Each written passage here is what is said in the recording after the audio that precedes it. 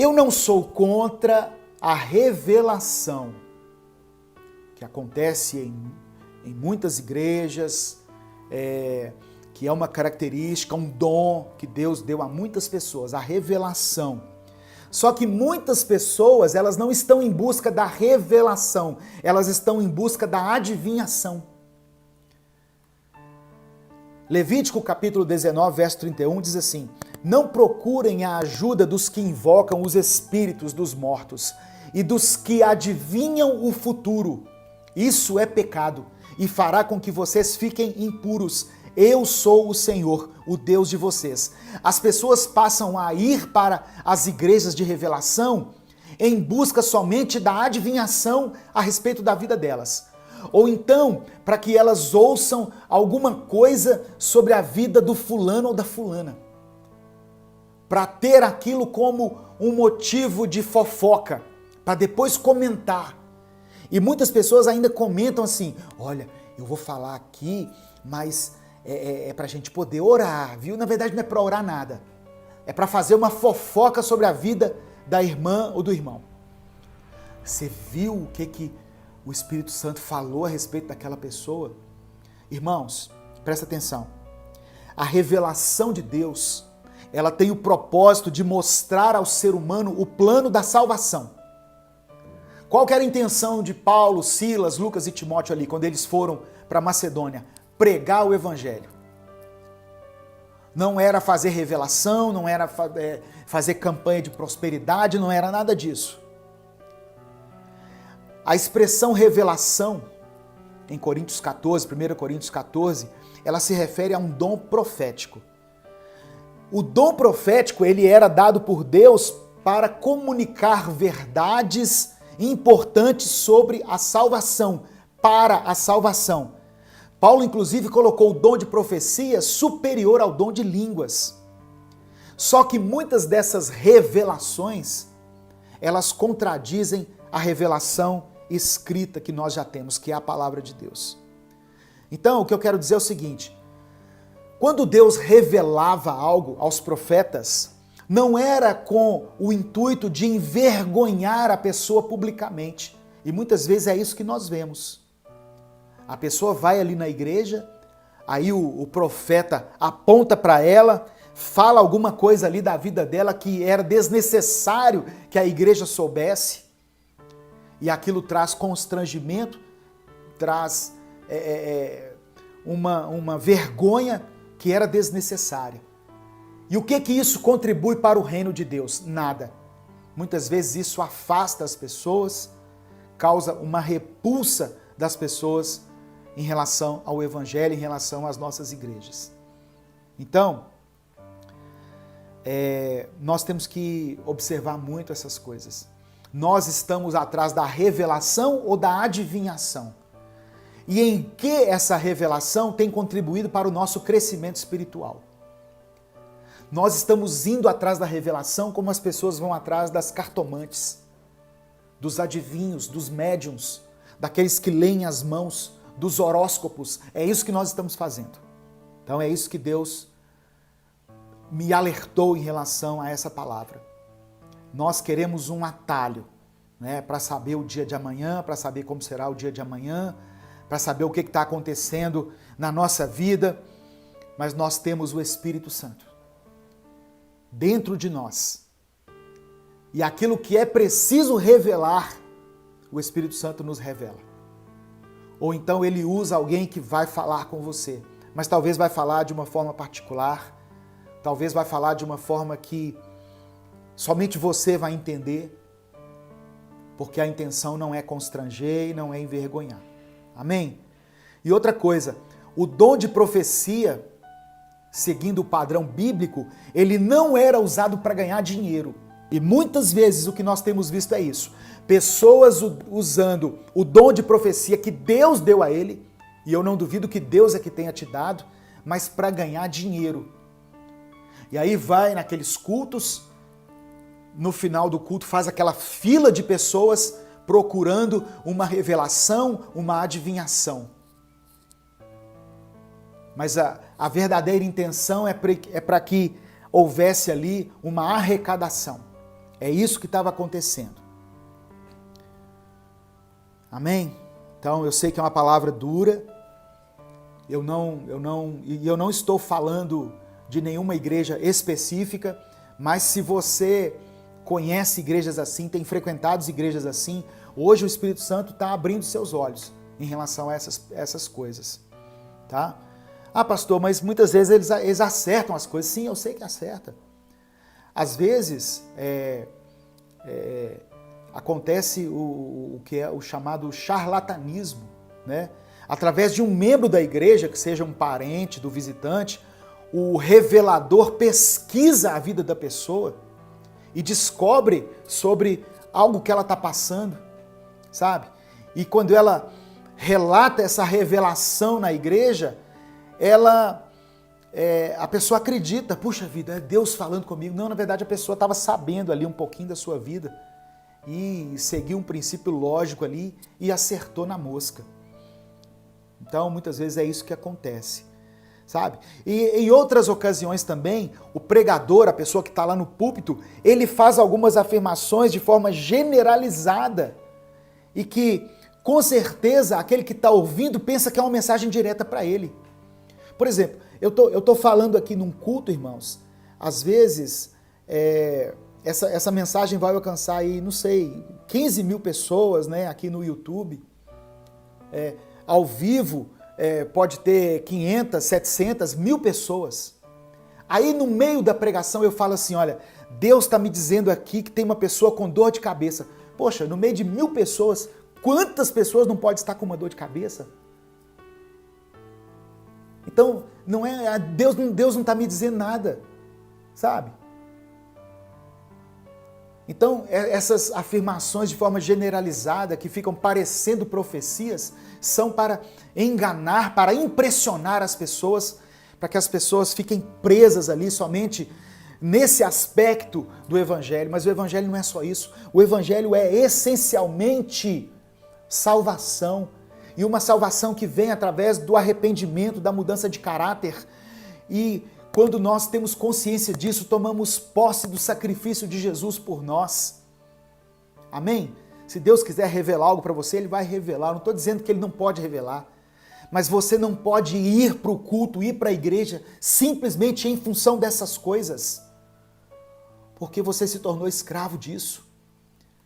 E na maioria das igrejas de revelação se esquecem da palavra, colocam uma palavra qualquer sem nenhum contexto, sem nenhum embasamento bíblico e teológico, mas mantém as pessoas ali amarradas nesse negócio.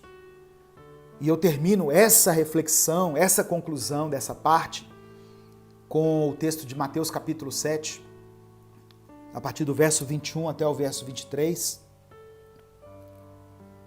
quando Jesus diz assim, olha, nem todo aquele que me diz Senhor, Senhor, entrará no reino dos céus, mas apenas aquele que faz a vontade do meu Pai que está nos céus. Muitos me dirão naquele dia, Senhor, Senhor, não profetizamos em teu nome? Em teu nome não expulsamos demônios e não realizamos muitos milagres?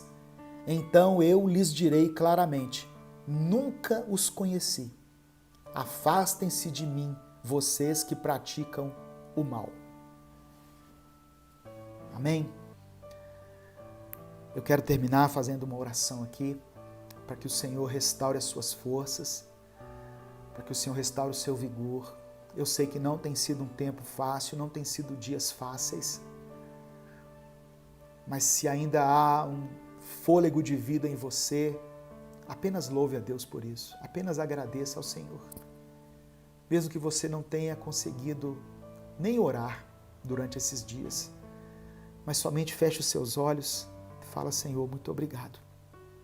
Obrigado, porque eu sei que essa situação não é para sempre. Eu sei que isso um dia vai acabar. Eu sei que tudo isso vai passar. Feche os seus olhos, curva a sua cabeça e vamos falar com o Pai. Senhor meu Deus, obrigado porque hoje aprendemos sobre o poder da oração e do louvor. E eu sei que eu falo aqui para muitas pessoas que já penduraram as suas harpas, que não louvam mais, pessoas que tinham profunda intimidade com o Senhor, profunda gratidão no seu coração, mas que nesse momento, por causa de tantos problemas, tantas adversidades, penduraram as suas harpas e não conseguem cantar uma canção ao Senhor em terra estranha.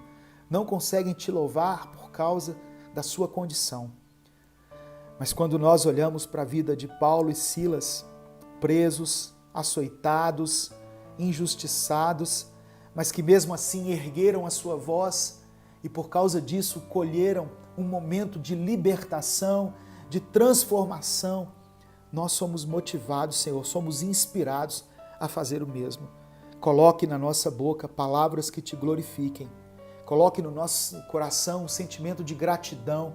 Tira de nós a murmuração, a reclamação. E com os nossos lábios, com nossas atitudes, com a nossa voz, nós possamos te exaltar. Nós possamos alegrar o teu coração.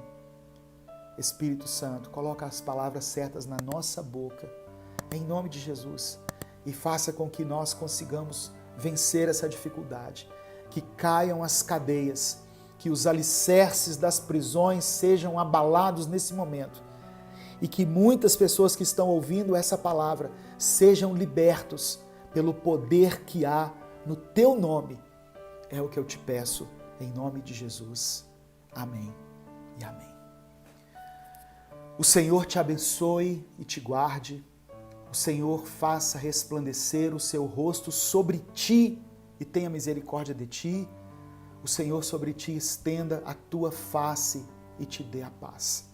Uma semana de bênção, de vitória para você, em nome de Jesus. Amém.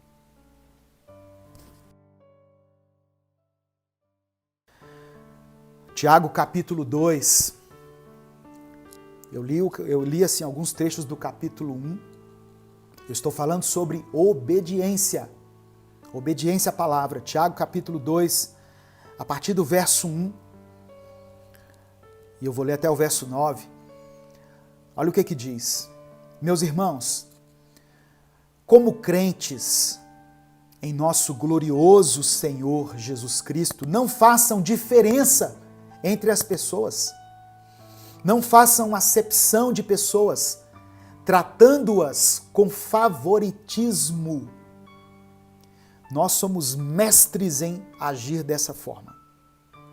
Chegou alguém que tem um título, que tem um cargo, que tem um nome, ou então que tem uma gravata, um terno, nós tratamos aquela pessoa com excelência.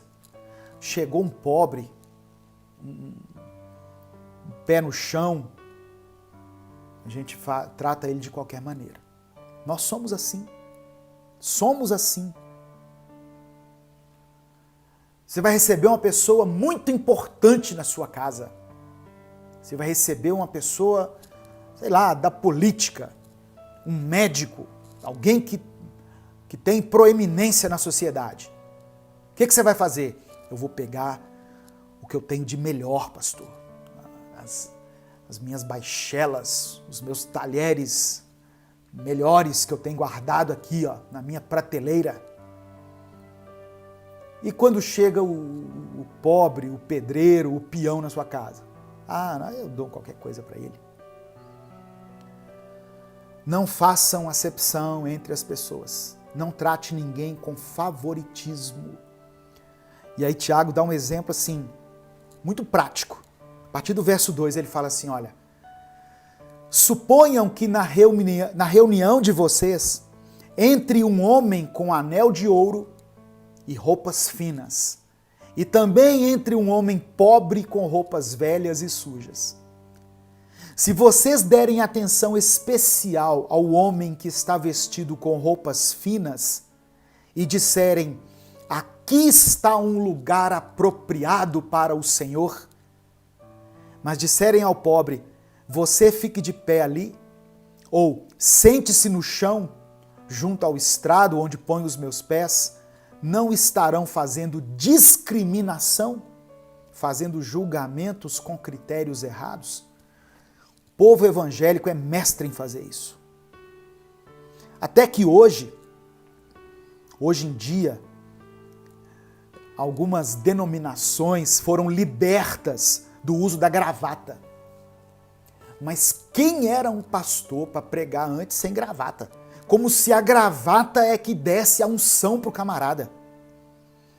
Eu já cheguei em igreja para pregar, irmãos, normal assim, igual eu tô aqui, ó, camisa de manga, de botão, só que estava muito calor, eu não ia colocar um terno, uma gravata.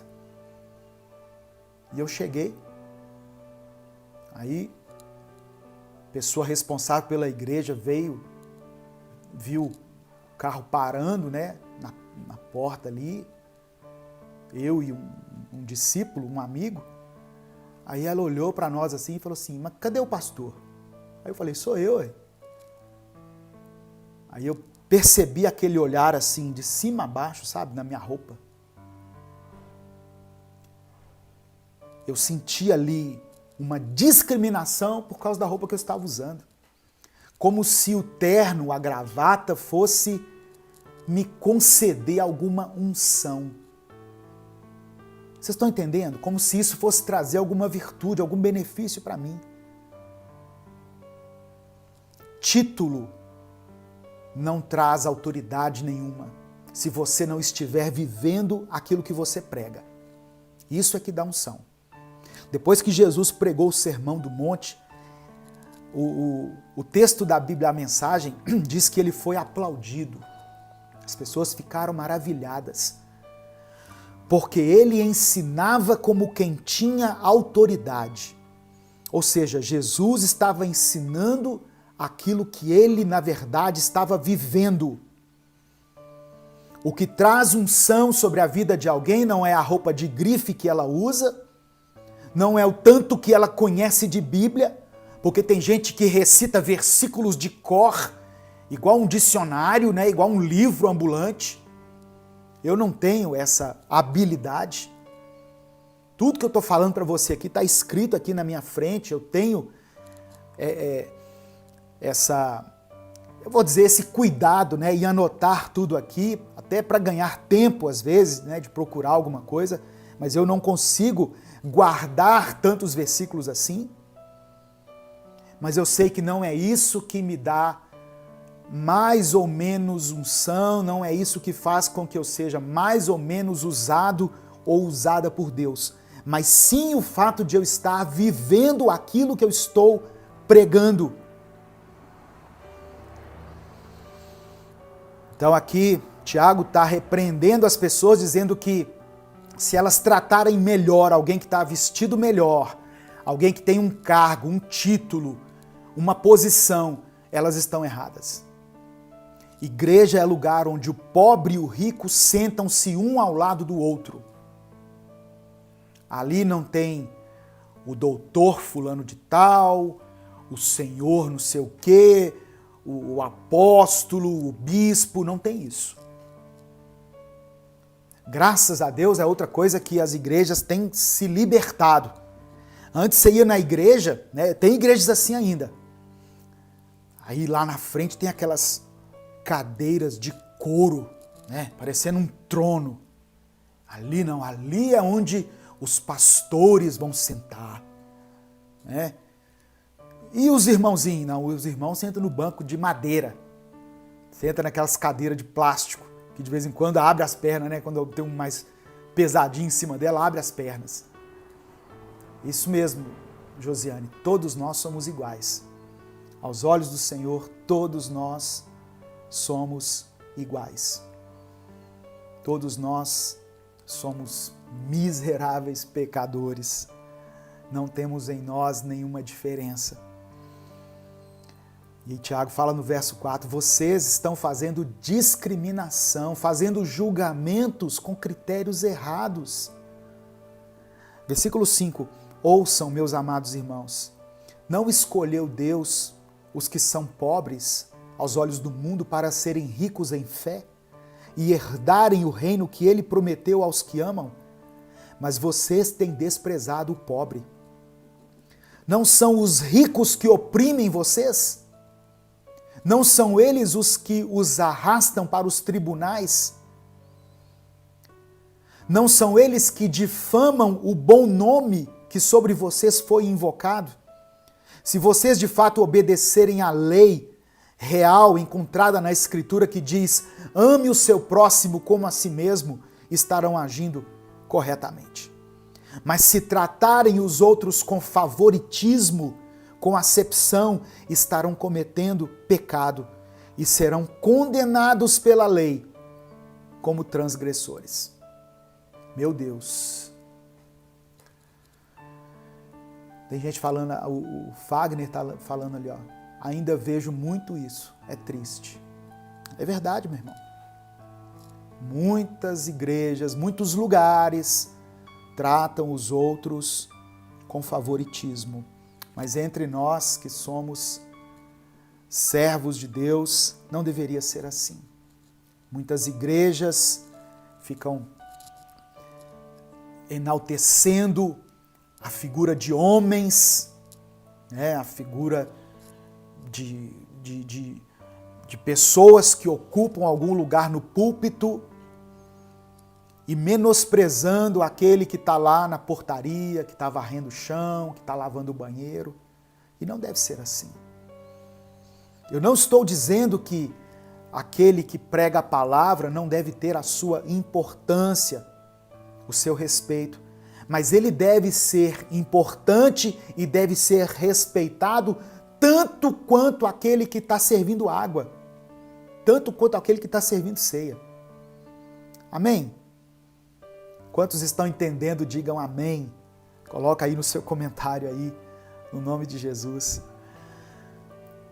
Aí eu pulo, irmãos, para o versículo 14 ao verso 17, né? Já estamos caminhando para o final aqui desse ensinamento, que diz assim, olha, Tiago capítulo 2, do verso 14 ao verso 17.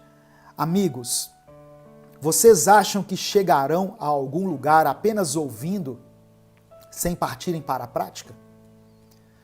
Falar sobre fé prova que alguém tem fé? Por exemplo, eu gosto de Tiago que ele vai no exemplo, ele vai na prática. Olha o que ele fala. Por exemplo, se você encontra um velho amigo desempregado e em situação difícil e vendo suas lutas, você diz, meu amigo, Deus te ajude, Deus te abençoe, e depois vai embora sem nem lhe oferecer nada, aonde isso o leva? Não é óbvio que falar de Deus sem atitude coerente não tem o mínimo sentido? Outra coisa aqui que tem a ver com obedecer a palavra. Você está sabendo de alguém que está numa dificuldade financeira, que está desempregado, alguém que tem família, que está com conta de luz atrasada, conta de água atrasada, que está passando por uma dificuldade na sua casa, e você simplesmente fala com ele assim, Deus te ajude, Deus te abençoe. Amém, Deus ajuda, Deus abençoa, mas muitas vezes Deus quer usar a sua vida para abençoar. É a sua vida que Ele quer usar como um canal de bênção. Ah, pastor, não tem nada para dar. Ninguém é tão pobre e miserável que não tenha nada para oferecer, irmãos. Às vezes uma roupa que está no seu guarda-roupa aí, ó, parada, para alguém que receber vai ser a roupa de domingo, a roupa de ver Deus. Uma roupa que você nem lembra mais que tem. Um sapato que você nem gosta tanto assim, mas está guardado lá. Tem 10 anos que está guardado lá. Poderia estar calçando os pés de alguém. Mas você encontra com a pessoa, você encontra com esse amigo, esse conhecido, sabe que ele está em dificuldade, simplesmente diz assim, Deus te abençoe, vai com Deus. Obediência. Obediência.